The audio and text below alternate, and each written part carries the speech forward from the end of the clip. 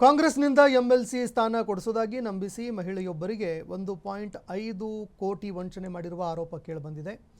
1,50,00,000 ವಂಚನೆ ಮಾಡಿದ ಆರೋಪ ಕೇಳಿಬರ್ತಾ ಇದೆ.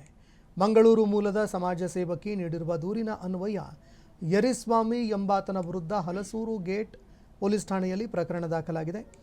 ಕಾಂಗ್ರೆಸ್ ನಾಯಕರ ಮಾಧ್ಯಮ ಸಲಹೆಗಾರ ಅಂತ ಪರಿಚಯಿಸಿಕೊಂಡು ದೆಹಲಿಗೆ ಕರೆದೊಯ್ದ ರಾಜಕೀಯ ನಾಯಕರ ಜೊತೆಗಿನ ಫೋಟೋಗಳು ತೋರಿಸಿ 5 ಕೋಟಿ ಬೇಡಿಕೆ ಇಟ್ಟು ಕೊನೆಗೆ 1.5 ಕೋಟಿ ಹಣವನ್ನು ಪಡ್ಕೊಂಡು ವಂಚನೆ ಮಾಡಿದ್ದಾರೆ.